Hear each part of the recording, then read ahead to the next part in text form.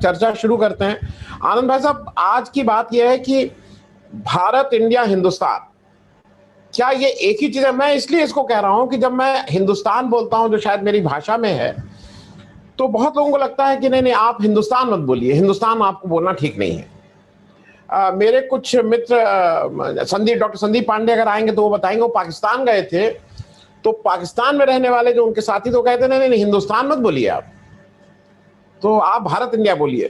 तो ये इन तीनों में जरा अगर आप आनंद भाई साहब कुछ समझा सकें हम लोगों को, तीनों का डिफरेंस, या तीनों एक ही चीज है या इसका पर्यायवाची हैं, थोड़ा इस पे बात कर लें। असल में आनंद जी, जो आपने प्रश्न उठाया है वो किसी भी एक वयस्क की जीवन यात्रा में प्रासंगिक प्रश्न होता है, क्योंकि आपका नाम औपचारिक तौर पर स्कूली कागज में एक रहता है। आपके माँ पिता जब आप नन्हे से थे तब जिस नाम से बुलाते थे, वो आपकी आयु बढ़ने के बावजूद वही नाम टिका रहता है। जब तक वो जिंदा है तब तक आपका वो निजी नाम होता है और बहुत आत्मीय लगता है। और तीसरा नाम होता है जो आपके मित्रों द्वारा, पड़ोसियों द्वारा आपके गुण दोष के आधार पर टिक जाता है।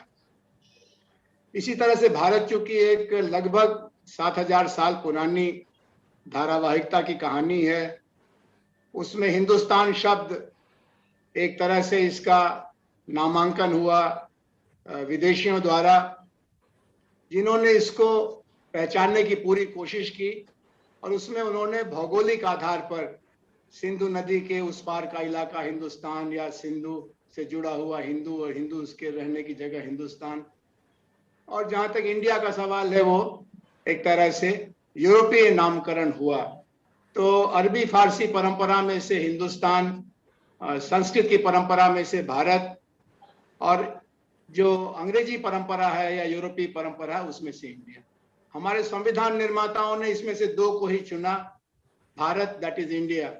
उसके लिए उस समय के बड़े तर्क थे, कई तरह के नामों की चर्चा हुई, और आधुनिक इतिहास का वो बड़ा दिलचस्प अध्याय है कि इतनी विराट, विशाल और बहुआयामी सभ्यता का नामकरण करने के लिए जब 350 लोग पूरी ईमानदारी से बैठे एक भविष्य की तरफ यात्रा करते हुए, तो उन्होंने भारत दैट इज इंडिया करके नाम क्यों रखा।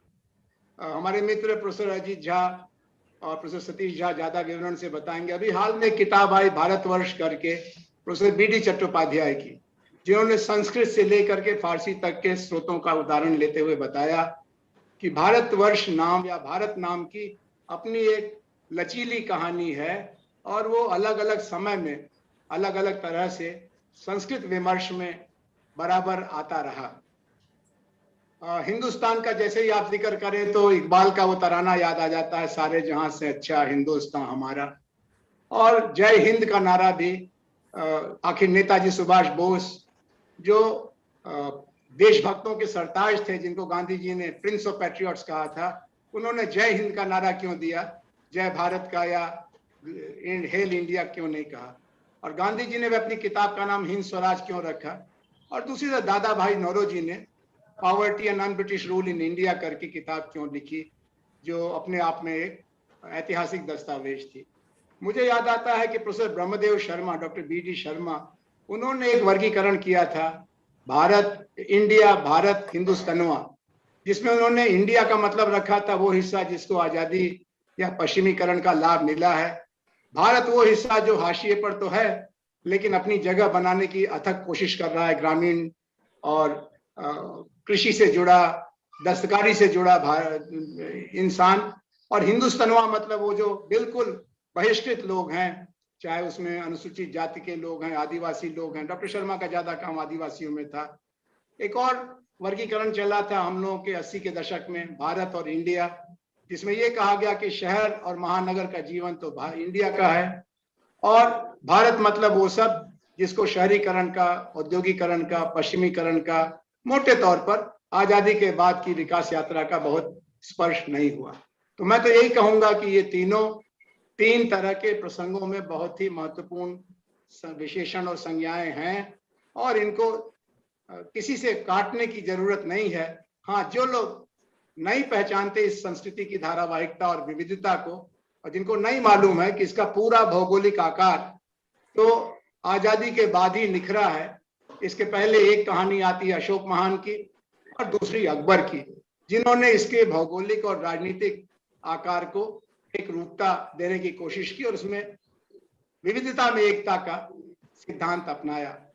अब अगर आपने भारत का मतलब हिंदू से जोड़ दिया, हिंदुस्तान का मतलब हिंदू मुसलमान सिख ईसाई आपस में सब भाई भाई से जोड़ा, और इंडिया का मतलब ब्रिटिश राज के दौरान जो भूगोल बना, जिसमें फिर भी 550 रियासतें अंग्रेजों के झंडे के साथ अपना भी झंडा फहराती थी, तो ये इतिहास में जाके एक भूल भुलैया में खो जाने की कोशिश होगी, जो किसी भी तरह से शुभ नहीं होगी। एक तो हमारे एक इसमें दर्शक है, उनका वो है जो आपसे जानना चाह रहे हैं।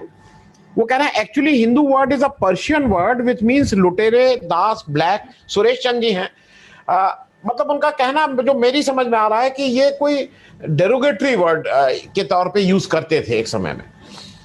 दूसरा प्रश्न आपसे ये है, जो न्यू इंडिया की बात सुप्रिया कर रही, लेकिन आनंद भाई साहब आपसे एक चीज और समझना चाहेंगे कि जासूसी जब अपनी प्रजा की कराने लगे, मैंने ये कभी, जासूसी हरदम दूसरे राष्ट्र में होती थी। मेरे घर के कोई एक मेरे थे जो कुछ दिन रहे यहाँ, वो आईबी में थे और इंटरनेशनल जासूसी के में इन्वॉल्व थे। हम लोगों को पता नहीं रहता था, वो कभी कभी 20-20 दिन 25-25 दिन के लिए गायब रहते थे, फिर कभी आते थे, ना बताते थे कहाँ गए हैं कहाँ नहीं गए हैं। ये जो अपनी प्रजा की जासूसी शुरू हो गई है, तो ये हम लोग किस तरफ जा रहे हैं? हम लोग Bharat, Hindustan, India, new India. Anand भाई साहब देखिए, हिंदू का जो अर्थ है, जैसा अभी कहा गया, एक ही शब्द का कई लोग कई तरह से इस्तेमाल कर सकते हैं और उसमें भाषा वैज्ञानिकों का ज्यादा दखल है।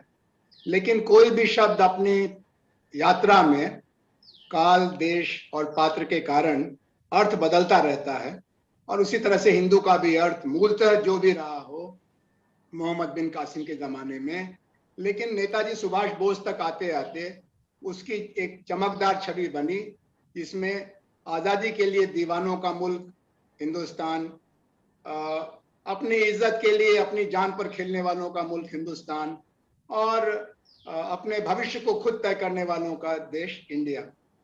इसीलिए नेताजी ने अपनी सेना का 2 नाम रखा, आज़ाद हिंद फौज और इंडियन नेशनल आर्मी।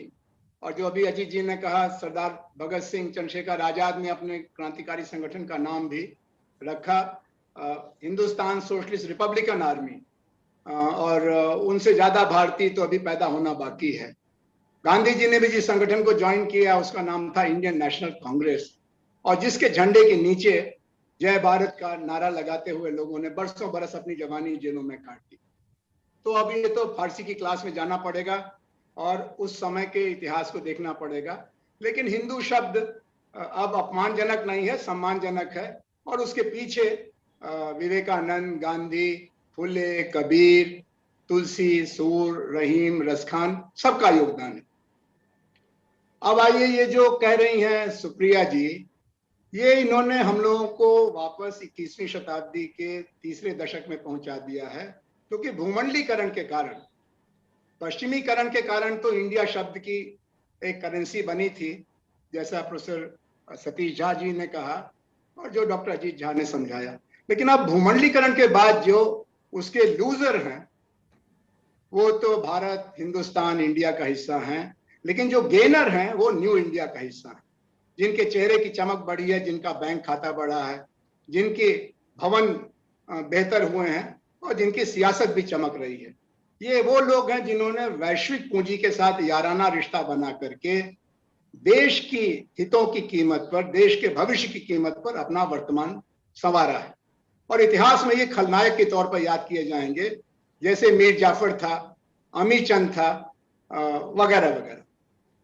अब सवाल यह है कि राजनीति शास्त्र की दृष्टि से, समाज विज्ञान की दृष्टि से ऐसी सरकार को क्या कहेंगे जो अपनों पर भरोसा नहीं करती, अपने गुप्तचरों पर भरोसा नहीं करती, अपने नागरिकों पर भरोसा नहीं करती, अपने मंत्रियों पर भरोसा नहीं करती, अपने सैनिकों पर भरोसा नहीं करती। ऐसी सरकार को आप कहेंगे डरा हुआ, इसको कहते हैं जेनोफोबिया, जिसको हवा में भी भूत दिखाई पड़ता है, जिसकी अपनी औकात खत्म हो चुकी है, अपना इकबाल खत्म हो गया है। हम लोग अंग्रेजी में उसका एक शब्द इस्तेमाल करते हैं, लेजिटिमेसी। जिस हुकूमत का इकबाल खत्म हो जाता है, लेजिटिमेसी खत्म हो जाती है, वो अपनी परछाई से भी डरते हैं।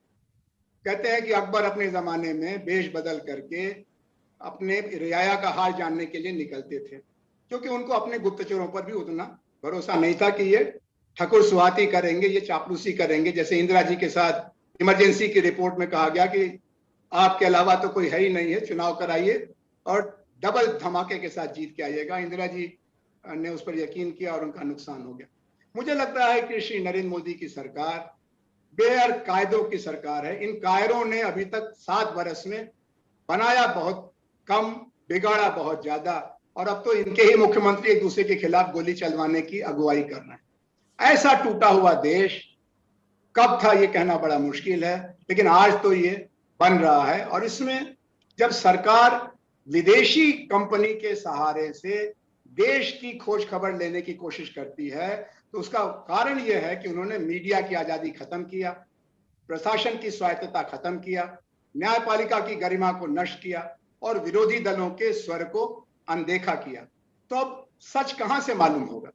यह फ्रांस के राजा के बारे में कहा जाता है, और मेरी आखिरी बात है कि लुई 14 ने अपने दरबारियों से पूछा कि क्या बात है, पिछले कुछ समय से मेरे खिलाफ अखबारों में कोई कार्टून नहीं छप रहा है। तो चापलूसों ने कहा कि हुजूर, आपने इतना अच्छा सब कर रखा है, आपके बारे में कोई व्यंग, कोई मजाक, कोई कार्टून बनाने की जरूरत क्या है? आप तो चारों तरफ अच्छा अच्छा कर रहे हैं। और कुछ ही दिनों बाद जनता दरवाजे तोड़ते हुए घुसी और लुई 14 के फांसी चढ़ा दिया, पूरे खानदान को खत्म कर दिया। ये बहुत खतरनाक समय है। अभी भी वक्त है कि आप मीडिया की आजादी को वापस करें। अभी भी वक्त है कि आप मान लीजिए कि कुछ प्रतिशत वोट के कारण और नादानी के कारण जो लोग आज विपक्ष में बैठे हैं वो विपक्ष में बैठे हैं। आपका इसमें कोई बहुत योगदान नहीं। आप तो कुल जोड़ जाड़ करके भी 37% से ज्यादा वोट नहीं ला पाए थे। तो इनको भी आप देशभक्त मानिए, देश सेवक मानिए। राजनीति में रहना बहुत कठिन काम है और राष्ट्र निर्माण की राजनीति में सबका योगदान है, वो चाहे लाल झंडा लेके चलते हो, चाहे केसरिया, चाहे तिरंगा। तो आज जो ये पेगासस का मामला है, ये मरने की पहली खबर है। जब आप अपने सीबीआई और रॉ पर यकीन नहीं करें। हमारे कुछ साथी जेएनयू के पढ़े पढ़ाए रॉ और सीबीआई में रहे हैं। कुछ और लोगों को मैं जानता हूं जिनको इस बात का बड़ा गर्व था कि उन्होंने तमाम खतरे उठा करके देश के लिए गुप्तचर सेवा बनाई थी। उसको आपने भरोसे लायक नहीं माना। आपका मंत्रिमंडल, जिसके बारे में आप कहते हैं कि 70 साल में पहली बार ऐसी सरकार आई है, ऐसी सरकार तो कभी आई नहीं जो अपने ही मंत्रियों पर, हाँ इंदिरा जी की सरकार ने इमरजेंसी में सुनते हैं कि जगजीवन राम पर जासूसी की थी, या राजीव गांधी और चंद्रशेखर की सरकार में सुना था कि चंद्रशेखर और चौटाला ने राजीव गांधी पर जासूसी करने की हिमाकत की थी, लेकिन फिर सरकार चली नहीं। तो आपकी भी सरकार चलने वाली नहीं। ये पंचर गाड़ी है, इसका ईंधन खत्म हो चुका है, इसका जनता से रिश्ता खत्म हो चुका है और इसका अपने ही बाजुओं पर भरोसा नहीं रह गया। अगर आपको दी पब्लिक के कार्यक्रम पसंद आते हैं तो इन्हें लाइक करें। अगर आप इस वीडियो को YouTube पर देख रहे हैं तो चैनल को सब्सक्राइब करें, और अगर आप इसे Facebook पर देख रहे हैं तो दी पब्लिक के पेज को लाइक करें। अगर आप चाहते हैं कि हम निष्पक्ष पत्रकारिता को जारी रखते हुए आपसे जुड़े मुद्दों पर सवाल उठाते रहें तो हमें सहयोग करें। आपका छोटा से छोटा सहयोग भी इस मुहिम को जारी रखने में हमें ताकत देगा। डोनेट करने के लिए डिटेल्स जो हैं वो डिस्क्रिप्शन बॉक्स में दी गई हैं। धन्यवाद।